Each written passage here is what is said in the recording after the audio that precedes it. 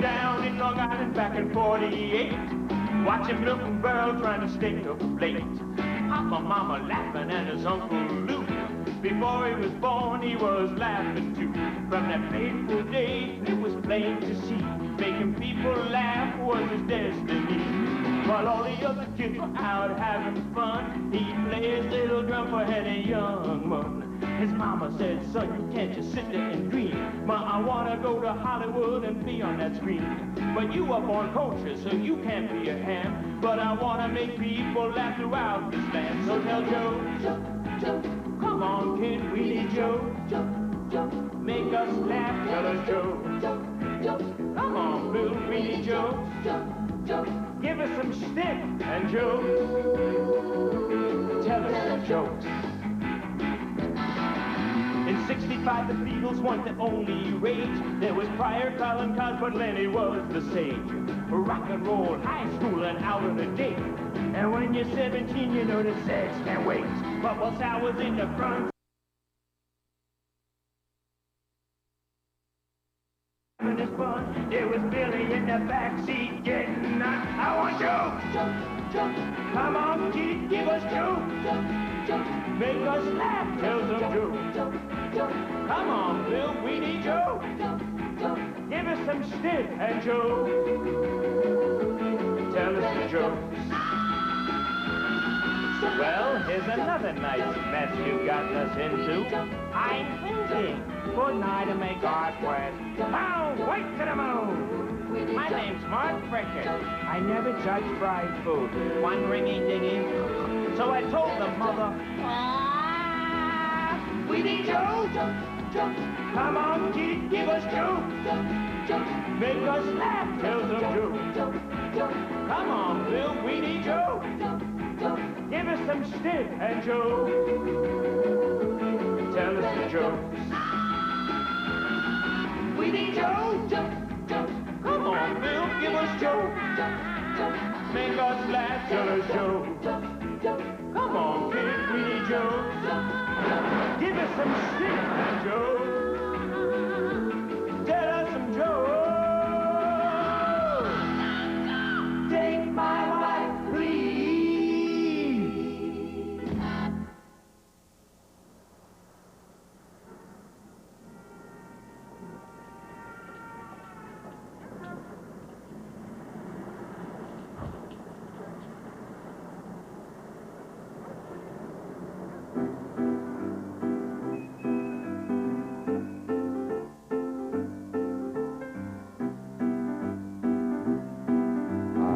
Trust that you're all here for the Comics Line audition. So if you are, if you'll please just be quiet, and when I call your number, if you'll just take a step forward and give me a short sample of your work. All right, number one, please.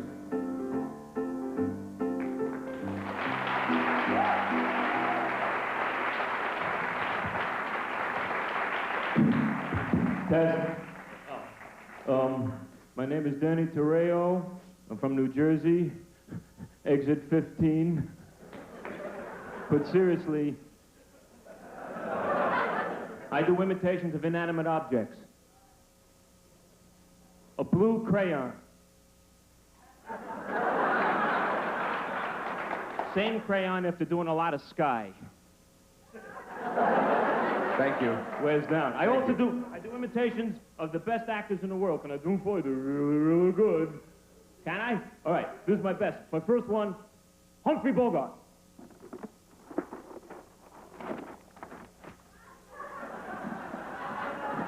Hey, you guys, hey.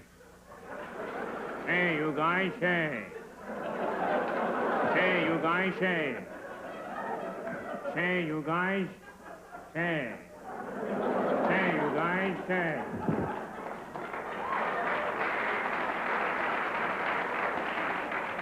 Albert Einstein. Who knew, huh?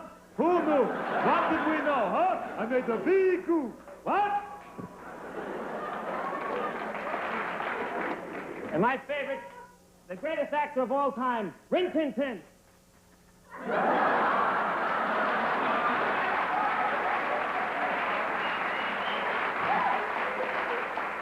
Thanks a lot, huh? Yeah, thank you. Thank you. Yeah, that'll be fine. Number 2, please. Good, right? Number 2, please.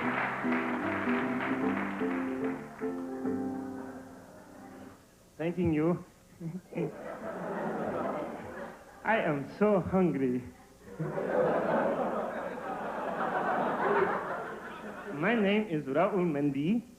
I am from India, and I am a transcendental ventriloquist.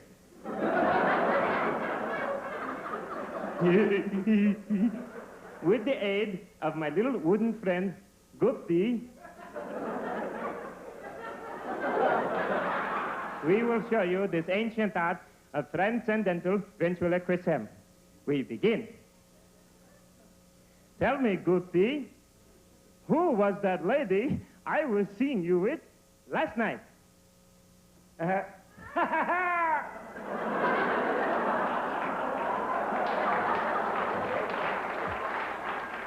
You killed me.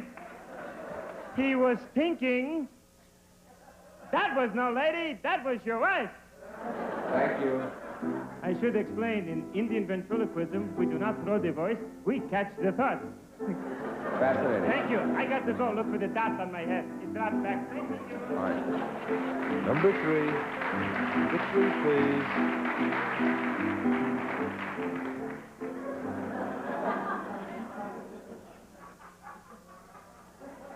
Thank you so much. How about a nice hand for my band, huh?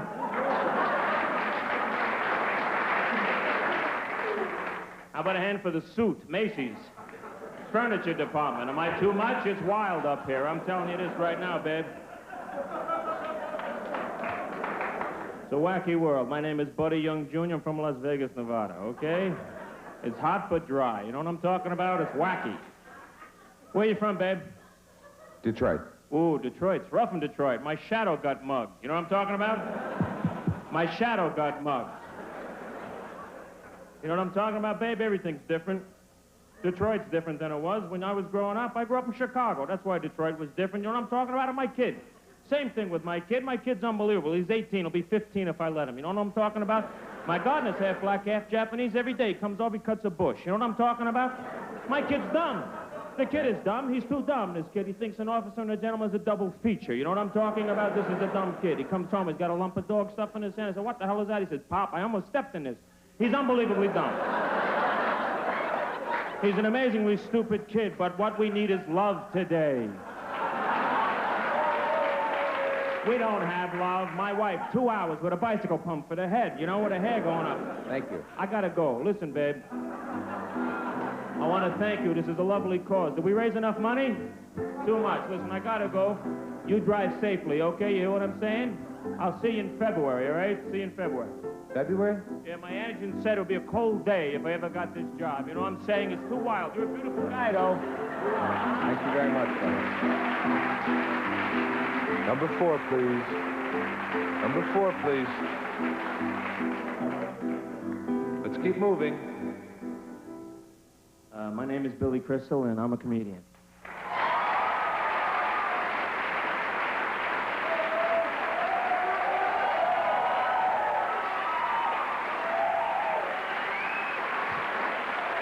Thank you. Thank you very much. Oh, I'm excited. My nipples are hard. This is unbelievable. Woo! Well, welcome to the show. You know, years ago, when you said to somebody, I'm doing a special for cable, they would go, I'm sorry, out of work, eh? But now, this is big time. I mean, cable is like the herpes of the communications industry. You know, like, if you don't have it yet, you're gonna get it, you know, and it's... But I live where I have a very big... This is HBO, this is big time. This is the daddy of cable, you know. Where I live, I don't get it. I have a very poor cable company. I have Bob's Cable. And, we had a drama special yesterday. It was Death of a Salesman with Gabe Kaplan as Willie Loman, you know? Hello, Linda, how are you? Oh, hello, Biff. Did I tell you about my Uncle Ben? So, there should be a law that the guy who comes to install your cable, it's the same guy who puts in your phone, It's the same guy who comes to fix your refrigerator. There should be a law that this man is required to wear his pants above his hips. I don't want to see his little ass sticking there. There's no reason. It's a little hot and sweaty. It's a midget with a hatchet. We miss your show, Mr. C. Pow, right there. I don't want to have to look at that. I do get some good shows on the cable that I have, though. I do. I get professional wrestling from Atlanta. I love wrestling because, you know, it's on the level, and I love that. There's something about a guy 40 years old in a Cat's outfit that sort of excites me. I don't... When they have that host, and he's reading what's coming up, and he's always interrupted by this guy. It's my favorite time, you know. So Friday night is a legal alien night. You don't want to miss that. Followed by cage wrestling. Loser spends the weekend in Barstow. Then the guy, excuse me, Don. We just want to say to the Gomez brothers, that's right, Gomez, if you're sitting at home in front of your velvet painting collection, Friday night, me and my brother Rudy are going to refry your beans, Gomez. It won't be pretty. Thank you, Don. Then the midgets come out. It's like Fellini's dinner party. I mean, midgets running around the ring. They're the best to watch. Hey, come on.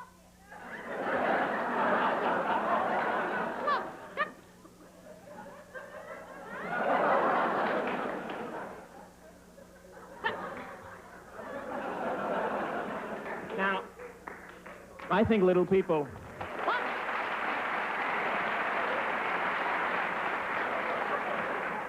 I think little people have been discriminated against, especially in the media. Look at our stations here on the news. 2, 4, and 7, we have Oriental anchor women.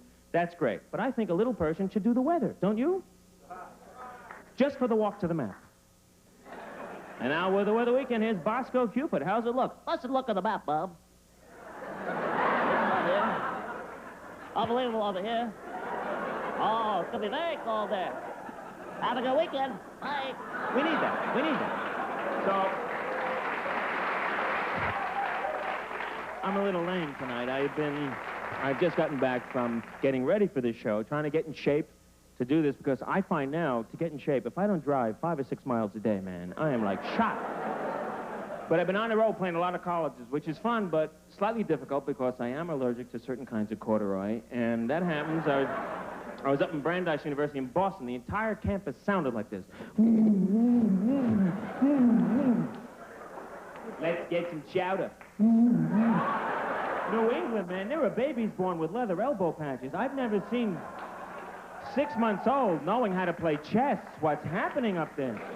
And then I fly all the time, sometimes in planes, and I hate flying in the small planes. When you go in the airport, you see Flight 109, departure, arrival, odds. I don't like that at all.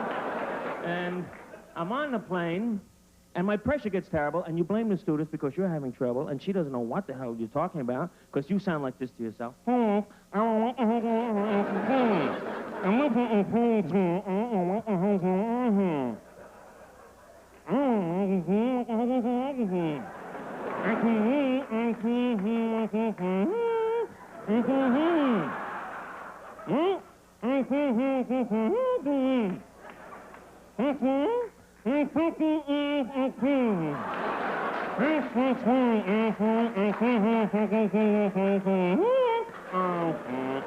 So I'm really happy to be doing this show, man.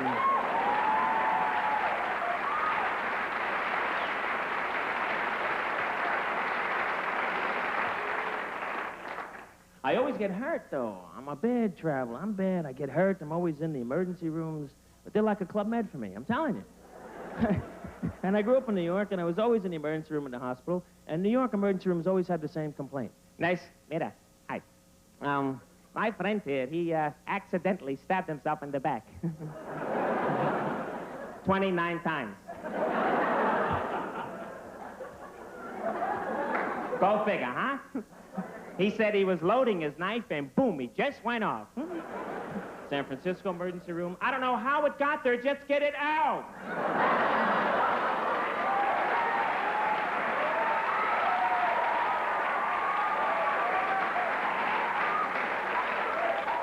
I'll pay cash.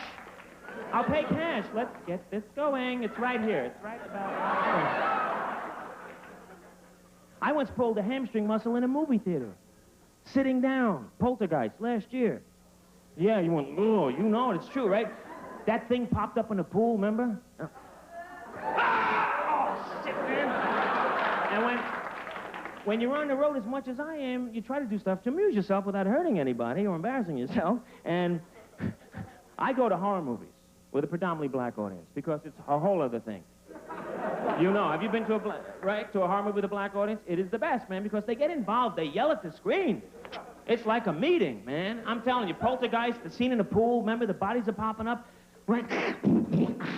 They're here. The guy in front of me stands up, yells at the screen, "Hey, woman, stay away from the pool!" Look out behind you! Look out behind you, woman! Look at all those things in the pool. See, that's why we don't swim.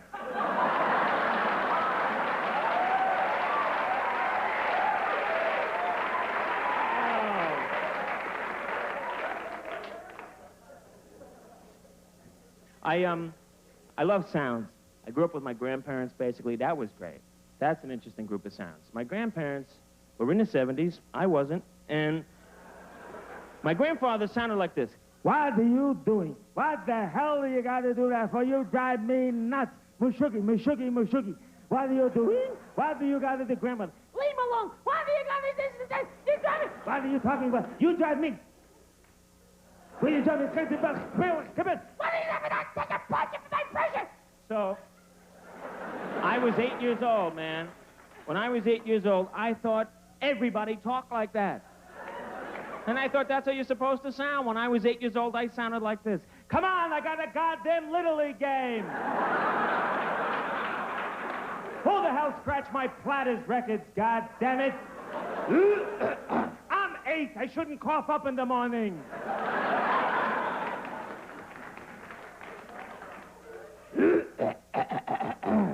When I was 15, I'm strung out on Maalox, God damn it. What the hell's going on? Amazing. See, and an older Jewish relative can get away with murder with you because if they forget something, which happens, they can make up a word in Yiddish that sounds like it's got to be right. "Darling, pass me the, hook."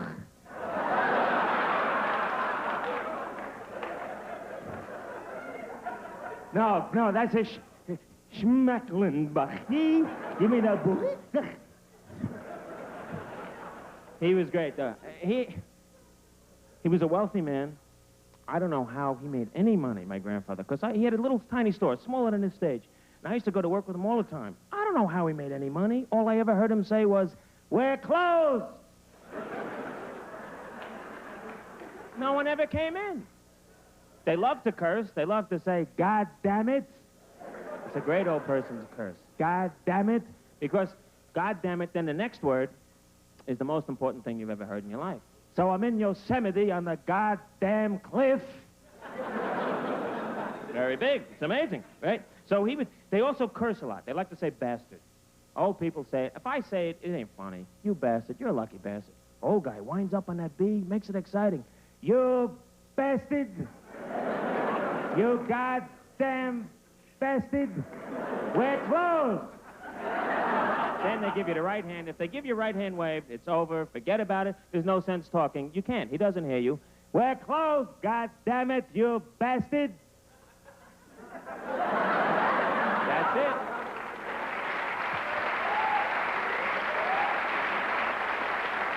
He got me going, you know, the talks.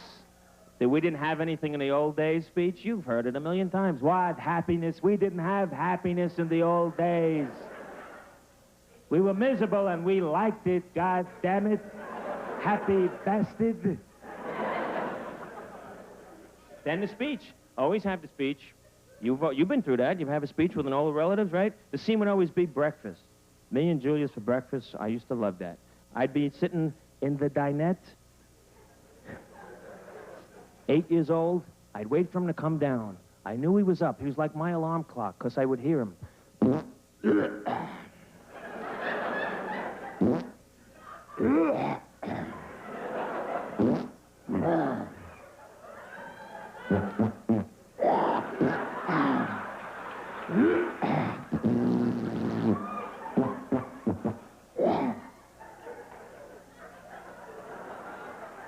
problem is, he did not hear it.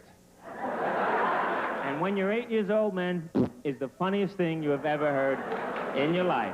To this day, you get you crazy. Look at you, you're nuts, you're maniacs, maniacs, maniacs. So, 8 years old. Now the speech. Good morning, goddammit. What are you laughing for? You better straighten up, Willie. You're gonna be a goddamn comedian someday. Stop it. Let me tell you a goddamn story, kid. I'm worried about you. You're 8 years old and you don't know what you're gonna do with your life. You should know. See that? Straighten up. Never laugh loud. There may be Cossacks. Let me tell you a goddamn story, kid. When I was 9 years old, 9, just a goddamn year older than you, 9 years old, we were living in Austria in Europe in the little village of... And my parents wanted me to have a better goddamn future, right? So they put me on a boat, sent me to New York, where the streets were paved with gold and dog duty. It was disgusting. And I worked in a sweatshop for your Uncle Sid, a real gunny. That means record executive. And I worked there and I made 3 cents a month, kid. But I saved my money. Till after a while I had enough money, I bought a push cart. And I pushed it up the street, which is how it got its name. And I'd buy a piece of cloth for $4. I sold it for $6. I bought another one for $8, split it in half. I sold them both for $10. I made a goddamn profit, kid. And then I saved my money. I bought a tiny little store on Fulton Street in Brooklyn. Proudest day of my goddamn life. Then I knocked down the wall a little bit big and knocked it down bigger yet till I had the whole goddamn block, kid. Saved my money. Well, after a while, I had enough money. I reached back across the Atlantic to that little village, got my family, and we were reunited in America. Then I turned 10. What? Where do you go with that? But it's motivating, right? So I became real aggressive. Real aggressive. Sports, high school, that was a big thing for me. Sports and sex, right? And sometimes they were the same thing.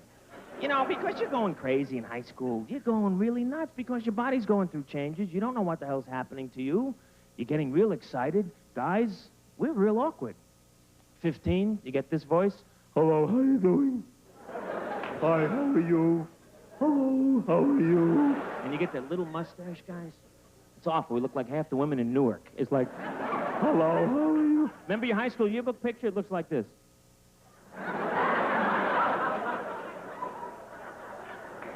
It should just simply say, goon. They're goons. But you're so horny, you don't know what's happening. I actually saw puberty come in, man. I saw it happen, like a rainstorm. I'm taking a shower, suddenly, under my arm, hair. Hair. Instantly. But then, your body starts to get wild. And you think you're the only person in the world that this is happening to. Everybody is having the same problem. You're walking down the street, and you want people to know, I could really do something great with myself. Right, but I was the horniest person in the world. My glands were screaming at me. I was always ready. It was like, now, now, now, now, now, now, now.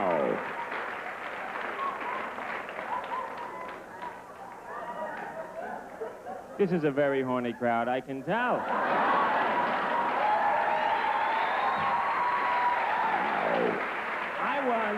I was a guy got kind of for skirts in high school. Look. Ooh, now, now, now, now. Eat me, eat me, eat me, eat me. Now. Why are the women laughing more than the men here? I don't... You see, because girls, when they grow up, when they're 15, they have their own problem, right? They have their own body sound. But we didn't know. The girl sound was, when? When? Now, baby, now. We just didn't know they were ready. We blew it, I'm telling you, Dave. All right. I have my first date.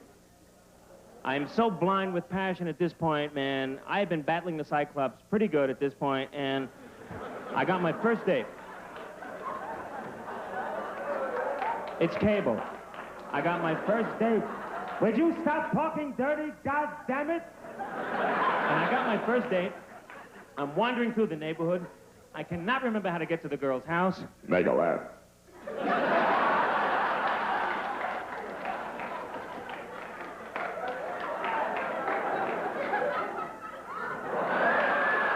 I get to the door. I hear something that scared me to death. Let me ring the bell.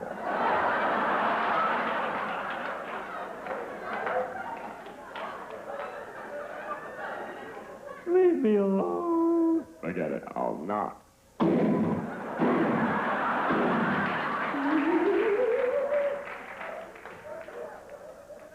Now, you're so sick. Now I gotta talk to the old man. The girl is never ready. They're upstairs with their own problems at 15. The tissues here? Tissues? They're 15. They're nervous too. I gotta talk to the old man. Hello, Billy. How you doing? Nice to meet you. Ellen's told me so much about you. How about a nice cool drink? Oh, that would be great. Forget it. Where's the girl? Thank you very much. Let's get on with it. Shut up. Don't look at me like that. Who are you talking to? Nobody. Billy, why don't you sit down? I can't. I'll just poke around the magazines. Okay. Let's get on with it. Shut up. Never. I own you. When? Now, baby. Where are you? Now. And then from out of nowhere comes the family dog. How do they know, these dogs? They got like sonar, right? They come running in, you're in heat, so's the dog, and just because you're there, they think you're a gift. It's like, thank you, for me.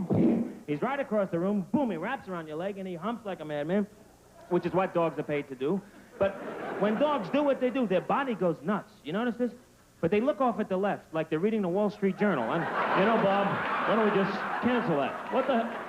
We're down a quarter. Let's get rid of it. We could merge, but that might be wrong. That's playing into their hands. Look, excuse me. Yeah, what the hell do we have to do that for? Let's sell the goddamn stock. We don't need it.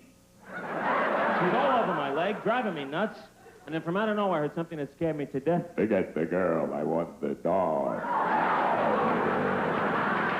So, I'm glad you remember that because... Dogs. I had trouble with dogs. I always had trouble with dogs. I used to feel sorry for dogs when they'd be on the Ed Sullivan Show. Dog acts. Wearing glasses. They're wearing sunglasses. And they got this stupid guy in the worst tuxedo, worse than Buddy Young Jr. And the dog does that painful walk across the floor of the Ed Sullivan Theater, which is like bright black linoleum. Such strain. Dogs are not meant to wear sunglasses, bow ties, and go out on a date. Ba-da-dum, ba-dum. Come on, Sparky's going out on a date. Come on, walk over to that date.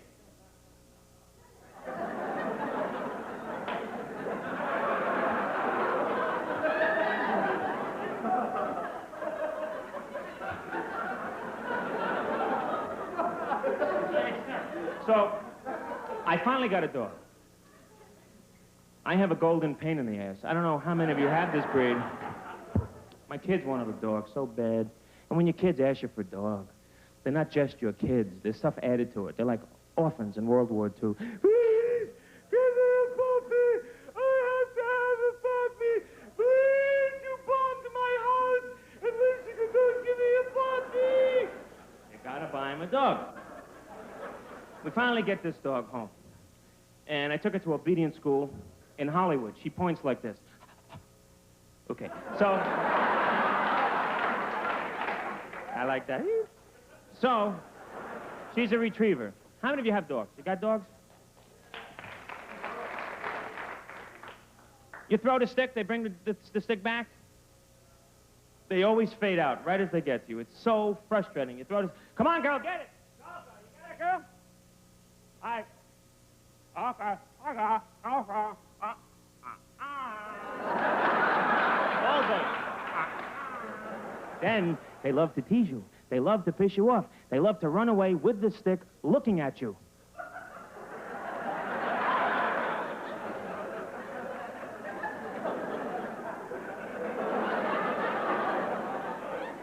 So you do what everybody does who has a dog that pisses them off. You fake the throw. confess, I've seen you do it. You want to get back at him. You want him to look like Jerry Lewis from an early movie, you know? Go get this one.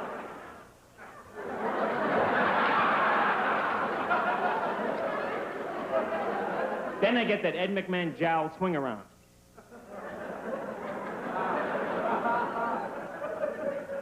They always turn around thinking it's going to be there.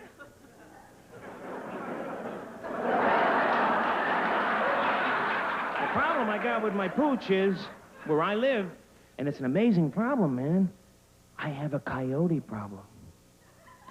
Funny for you, these are wild animals, man. These are junior wolves. I know nothing about coyotes. I grew up in New York. I had every possible rodent, you know, serious rodents. I had rats, like in pimp's outfits. Unbelievable, you know? Give me some cheese, bitch. I had that. I had that. Mice and tap shoes, unbelievable stuff. Every kind of beetle imaginable, every kind of bug. I had all of that stuff. A coyote, another story. What do I know from coyotes? I know from Walt Disney movies about them, you know? The trapdoor spider is a natural enemy of the coyote. That's all I know. I'm here and there a Roadrunner cartoon, and that is my history with the Yotes, right? I come back, honk your horn. They're defiant. They're like tough New York street kids. These are coyotes. They're also just like my relatives. They travel in pairs. They whine at night, and they go anywhere there's food.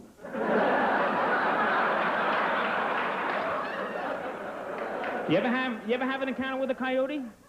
Yeah, they're like tough New York street kids, man. They stare at you. It's like,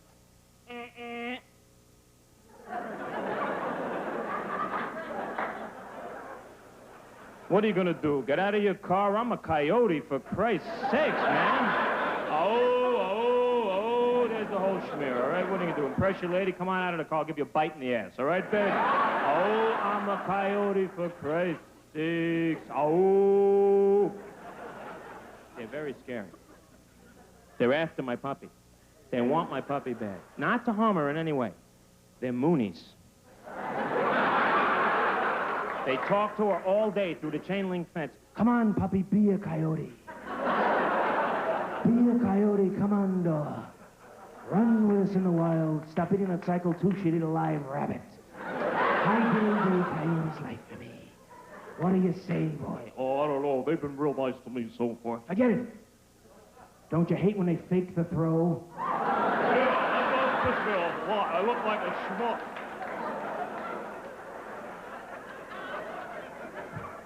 They're scary. It's a real fear. It's a wild animal. I was always afraid of everything. I was always afraid of, you know, the imagination is really the scariest thing, to be afraid of stuff that you don't know what it is. When your mind goes crazy, right? Like rainstorms. When I was 5 or 6, a rainstorm was the worst possible thing. That was really scary. You're alone in your room, right? And when you're 5 or 6, your dad is the biggest person you know. But when happens outside and the lights are going on and off, there's somebody a lot bigger than Dad moving the sky around. You get frightened. You don't know what the hell that is. You're in your room, parents have closed the door, and you're frightened, man. You're really frightened. And as soon as you see lights, thunder, anything, you just yell out anything just to make sure your folks are just still in the house, right? Daddy! What, honey? Is Hitler still alive? Why, honey? I thought I saw him at school today. The room becomes alive. Your mind's going nuts. Everything is possible. Innocent things become alive.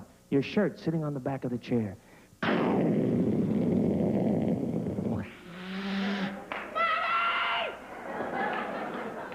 What is it, honey? My shirt! He just went, ah! Oh, come on now. Come on, Billy. Look, it's just a shirt. Look. Just kidding.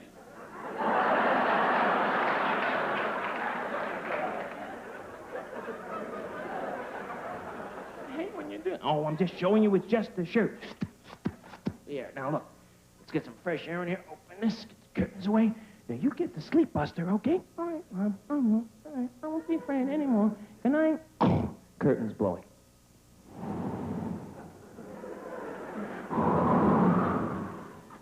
You shouldn't have called your mother.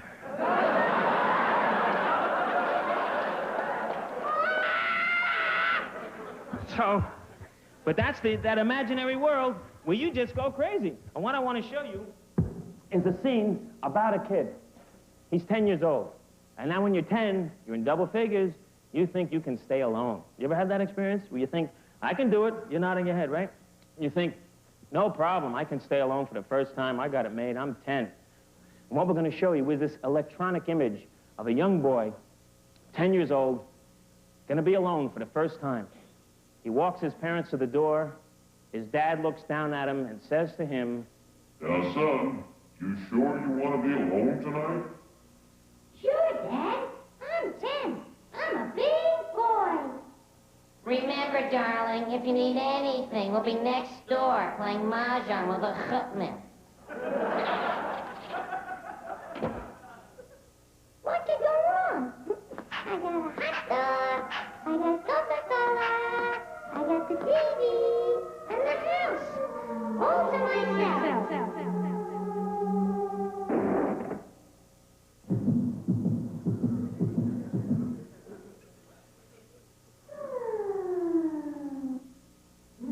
Hot dog.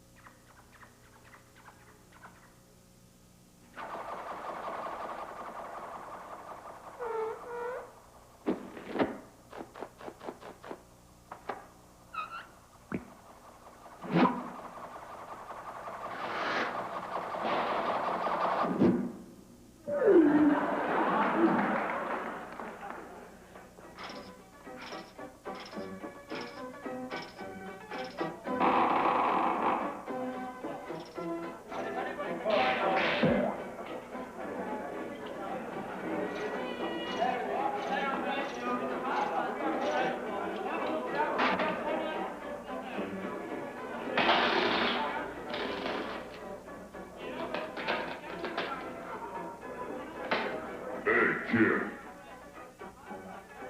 Deal.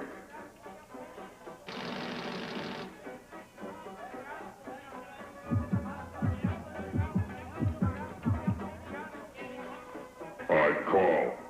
What do you got? 4 aces. Me too. You cheated. Go for it.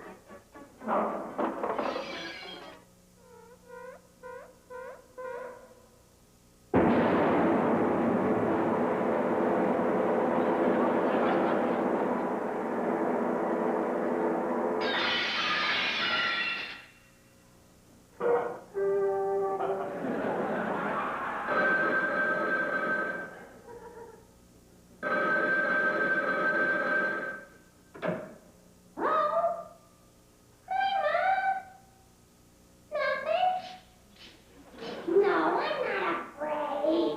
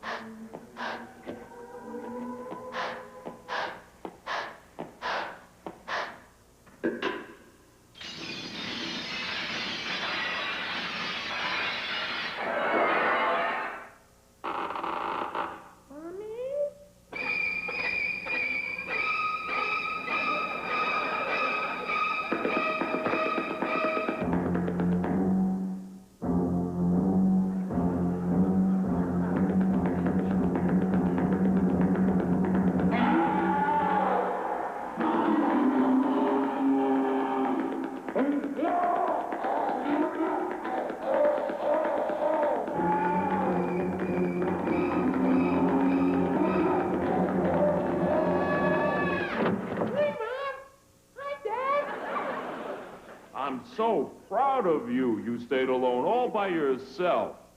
And I wasn't afraid. It's time to go to bed, darling. My big boy. Good night, Mommy.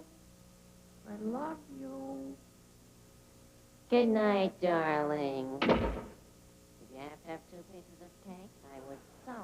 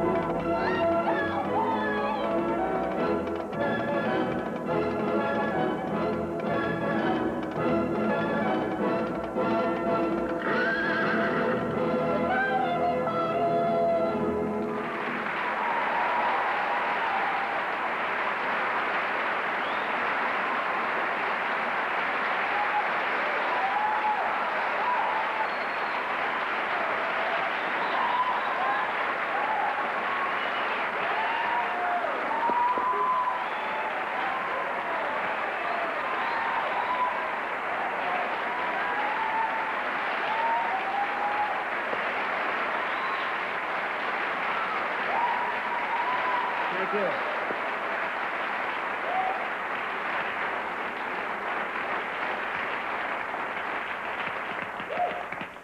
Thank you. I wanted to dedicate that to my 2 little ones sitting there, and to all little ones who are afraid to walk around a dark house, wherever you may be. Well, what'd you think? That was nice. How'd you do that? Well, we fed it all into a computer. We had these 2 great guys who operated both of them. They're right in the back. There's Chet Himes and Rob Muir. They're right over there, and they did everything.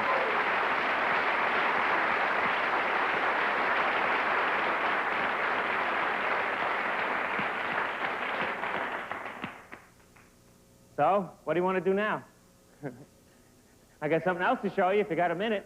Sure, go ahead. Well, listen, I could do this other character, but I saw a set backstage. Could I use that? Absolutely, go ahead. Right, so could we bring that set out now and I'll explain to you what it is? No problem. Okay, great. You know those talk shows, those breakfast morning live talk shows, where they have a host who is like a Hollywood star of some kind, actor, actress, and now he has this breakfast morning talk show, and it's like live from a hotel, right? So that's what I want to do for you. My character's name is Fernando, and Fernando was a Latin lover, and in the movies, and now he has this early morning breakfast talk show where he has celebrities who come in through town to plug a movie or a television special or something like that, okay? So I'll show you the show. Now I'm going to go behind here and just finish up. And when I yell to him, ready, all you have to do to start the show like it really is, just say, good morning, it's 9 a.m., it's time for Fernando's Hideaway. Okay? Sure, no problem. Thanks. Okay. Okay. Good morning. It's 9 a.m. and time for Fernando's Hideaway.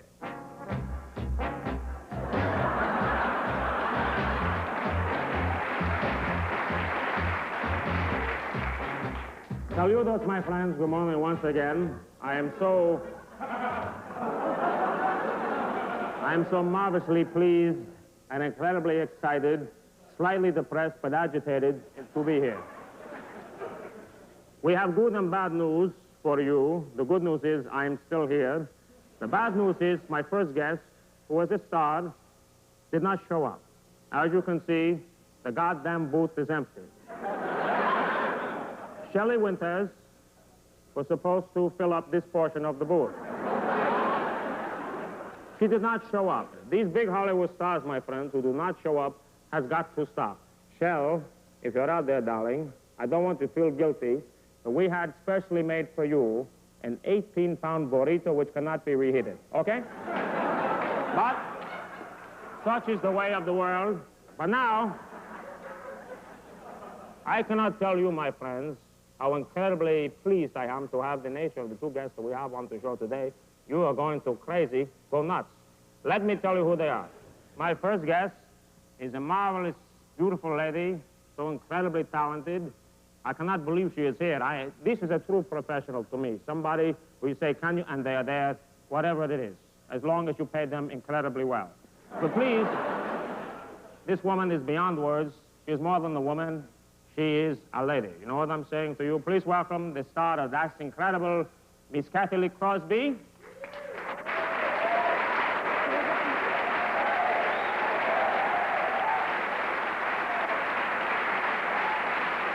Hello, darling. How are you? Let's go. Why don't you sit down as we all watch? And now, I'm sorry.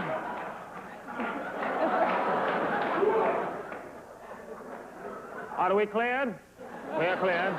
And the gentleman, my friends, who I have never met, his career spans a lot of years and he's done a lot of amazing things.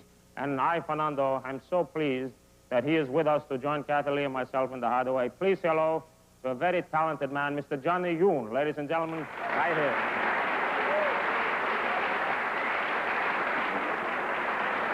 Good morning, John. How do you do? Whatever that is. John? Come and sit down, my friend. I cannot tell you how excited I am to be with you, Johnny, and Kathy Lee here in the Hideaway. Who stole Sammy's picture? Anyway, they pilfer the set. I am missing a Keith Brazel, which I am looking for still to this day. Kathy Lee, you are so beautiful, so incredibly talented and blonde. Let me ask you this, my darling. Welcome to the Hideaway. It's the first time that you and John, I have never met you before. You are marvelous. We'll get to you in just a second. Sit down, order something.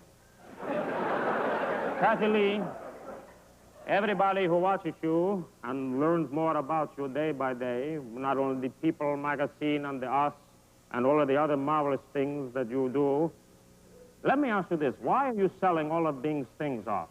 People want to know. No, I mean this. Let me ask you this, and we'll talk about it because there's a 3-iron that I need, but let me ask you this, darling.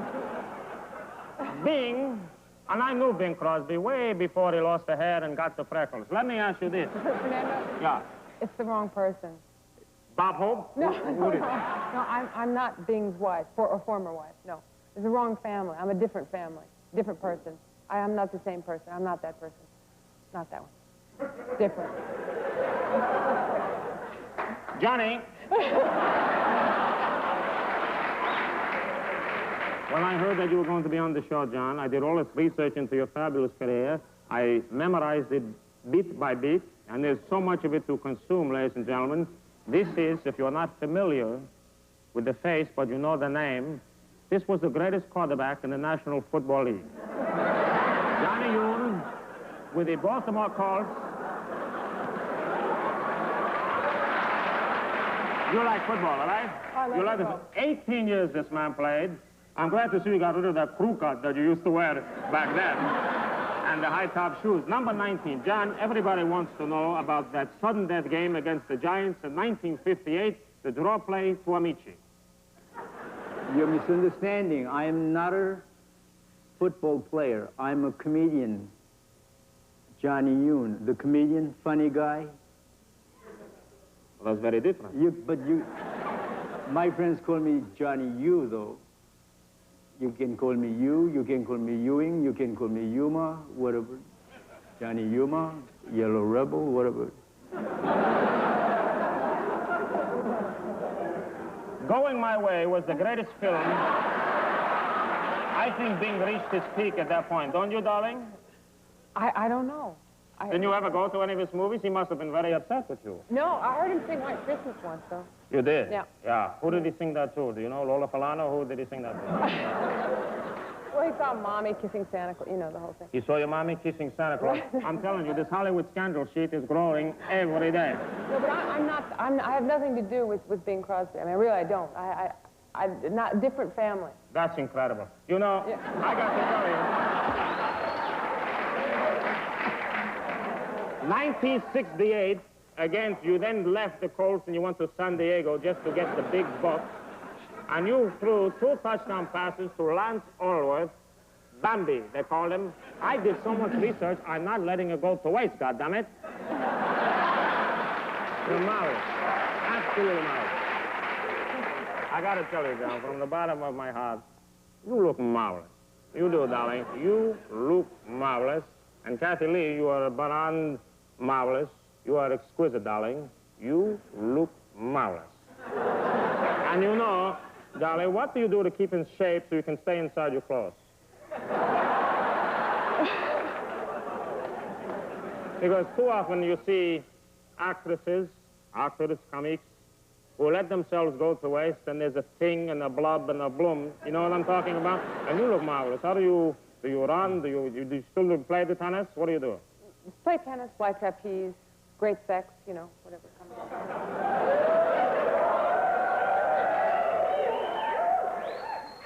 Have you ever had sex on the trapeze? Because that's what I call doing the triple. You know what I'm talking about? Hopefully. John, what is your definition of love?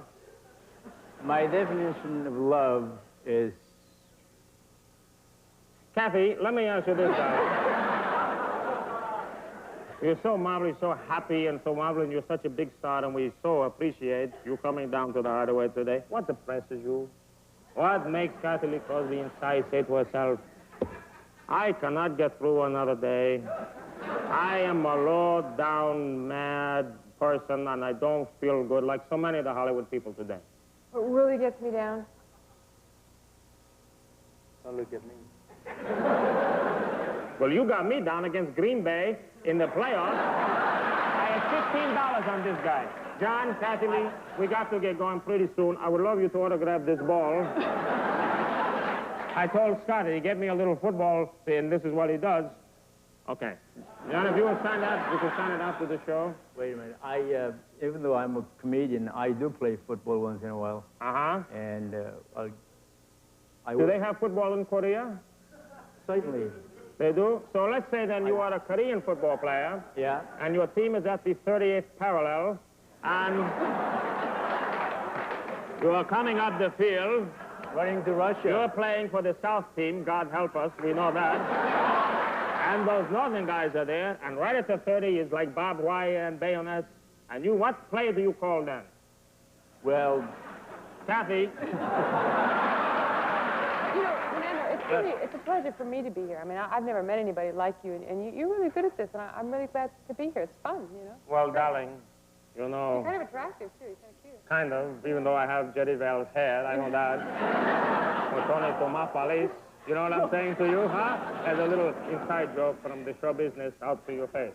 But, Kathy, I cannot thank you enough, darling. You were such a marvelous talent. The world loves you, especially me. And Johnny Yoon, continued success.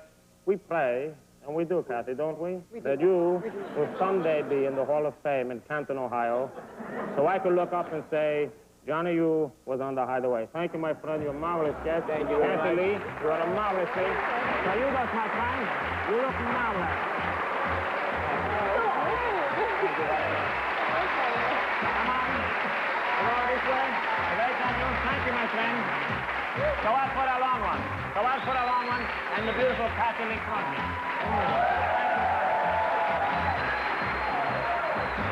Marvelous. Absolutely marvelous. So, that's what those shows are like. Yeah, thank you. That's it? How did it do? Oh, fine. We'll let you know. When? Soon. Hey. Well, thanks very much. I appreciate it. I had a real good time. Number 6, please. Asshole.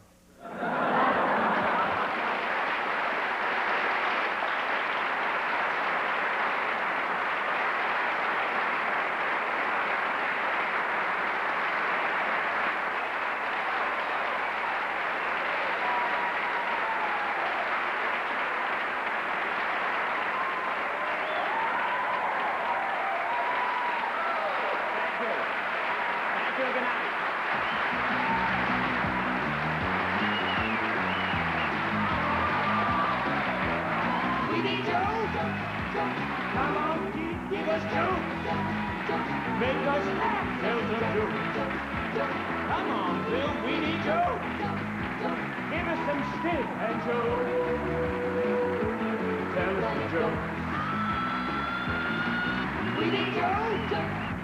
Come on, Bill, give us Joe. Make us laugh, tell us Joe. Come on, kid, we need Joe. Give us some stick and Joe. Tell us